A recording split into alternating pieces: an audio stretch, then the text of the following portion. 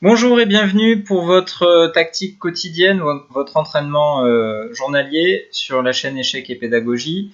Avec Romu, aujourd'hui, nous vous avons sélectionné une partie Guiri Nepomniachtchi, jouée très récemment sur un tournoi, lors d'un tournoi sur Internet. Dans cette partie, Anish Giri a tenté un coup de poker, on va dire, en sacrifiant une pièce de façon peut-être un petit peu spéculative. Probablement son sacrifice n'aurait pas dû fonctionner, mais comme on va le constater, dans ce type de position, il est très difficile pour les noirs de défendre. Dans cette position, Jan Nepomniachtchi a joué tour H7, et ce que nous vous demandons donc, c'est de trouver la réfutation de ce coup. Donc je vous invite à mettre en pause la vidéo et à chercher par vous-même. Ensuite, Romu pourra vous dévoiler ce qui s'est passé dans la partie. Bonjour à tous. Donc effectivement, comme Laurent vient de le dire, la position est assez compliquée. Les blancs ont sacrifié une pièce pour l'attaque. Donc même si objectivement l'attaque est spéculative, en pratique il est toujours difficile de trouver les bons coups, surtout en cadence rapide. Et Nepomniachtchi, avec peu de temps à la pendule, vient de gaffer avec le coup tour H7. Alors, comme souvent on vous le dit, il est important de comprendre l'idée de l'adversaire, mais aussi l'inconvénient du coup. En jouant tour H7, bien évidemment, la tour étant attaquée, les noirs ont décidé de la bouger. Mais quel est l'inconvénient de ce coup? Tout simplement, la tour C8 se retrouve moins bien protégée, puisqu'elle n'est défendue que par la dame F8. Et cette tour C8 est également dans le viseur de la tour C1. Et le fou C5 qui est au milieu entre les deux tours, lui aussi peut se retrouver un petit peu sous les feux des pièces blanches, notamment la tour, puisque être défendu par une pièce qui est fragilisée, forcément, ça fragilise également cette pièce-là. Donc, comme souvent dans les positions compliquées, on essaye de regarder en premier les coups qui font échec, ensuite les prises, ensuite les menaces. Et là, si on se concentre sur les échecs, le coup dame D7 vient assez rapidement à l'esprit. C'est un coup complètement naturel d'ailleurs. Donc sur dame D7, les noirs ont plusieurs façons de parer l'échec. Pourquoi la dame en D7 est bien placée? Tout simplement parce que, ça fait échec bien sûr, mais également parce qu'elle a un œil sur la tour C8 qui est fragilisée, comme on l'a dit tout à l'heure. Donc, quelles sont les possibilités pour les noirs? Tout d'abord, si les noirs bougent simplement le roi en G8, alors les blancs continueraient par la prise du pion en E6 avec dame prend E6 échec, suivi de dame prend F5, qui récupère le matériel investi avec deux pions de plus et une attaque dévastatrice, donc une position complètement gagnante. Donc c'est pour cette raison que Nepomniachtchi n'a pas souhaité bouger le roi. Et donc on se rend compte que si les noirs mettent le fou en E7 pour parer l'échec, alors la tour C8 se retrouve en prise directement. Et donc après tour prend C8, les blancs se retrouveraient complètement gagnants, tant matériellement que positionnellement.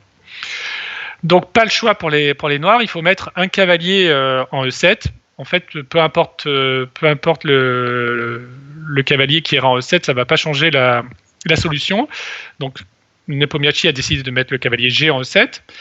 Et là, Guiri a trouvé le coup fou prend E7. Quelle est l'idée? L'idée est basée sur la surcharge du fou C5 et de la dame F8. En effet, le fou C5, on a dit, empêche la tour C1 de prendre la tour C8. Donc, s'il bouge, la tour C8 se retrouverait en l'air du fait du premier coup des noirs qui était tour H7. Et si la dame prend en E7, ce qui est la partie, alors dame prend C8 gagne une tour. On peut aussi souligner que la prise avec le cavalier en E7 n'était pas bonne, tout simplement parce que la colonne F s'ouvre et donc le coup tour F4 intervient, qui fait échec et qui ramasse la dame, puisque le coup cavalier F5 n'est pas possible, le cavalier est encloué. Donc Nepomniachtchi a décidé de jouer le seul coup qui le laisse continuer la partie au moins un tout petit peu, avec dame prend E7. Et après dame prend C8, Guiri a obtenu un avantage décisif qu'il a converti assez facilement en continuant l'attaque avec cavalier F6, tour G7, dame H8 pour laisser la place à la tour en C8 et également faire dame H5. Guéry a tenté un dernier petit piège avec D3 qui ouvre la diagonale du fou B6 et qui menace certainement tour prend G3, puisque le pion F2 serait cloué. Mais bon, bien sûr, Guéry n'est pas tombé dans le panneau. Et après, dame H5 échec, tour G6 et tour G4. Ouais, les blancs partent toutes les menaces et gagnent en plus la tour G6. Et le grand maître russe a décidé de jeter l'éponge et d'abandonner. Logique. Donc, ce dont on se rend compte, c'est que ce coup tour H7, c'était, comme tu l'as très bien dit, une gaffe. La tour C8 tout à coup est moins bien défendue et c'est l'un des signaux dont on vous a déjà parlé dans des vidéos précédentes. Voilà, la position vous envoie des signaux qui doivent vous indiquer d'une part que c'est le moment de calculer et d'autre part dans quelle direction vous devez calculer.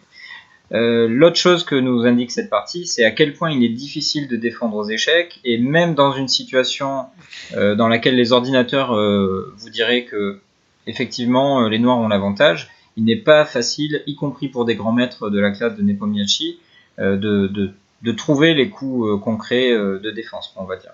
Donc au lieu de tour H7, il aurait fallu jouer tour G8 selon les ordinateurs, mais il n'est pas certain qu'en pratique, avec peu de temps à la pendule, les noirs auraient malgré tout réussi à concrétiser l'avantage dont nous parle l'ordinateur, on va dire.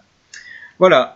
On ne doute pas que vous aviez trouvé cette solution, bravo à vous. N'oubliez pas, pour pouvoir continuer votre entraînement quotidien, de vous abonner à notre chaîne afin de recevoir tous les jours une vidéo avec de la tactique pour votre entraînement personnalisé. À très bientôt. À bientôt.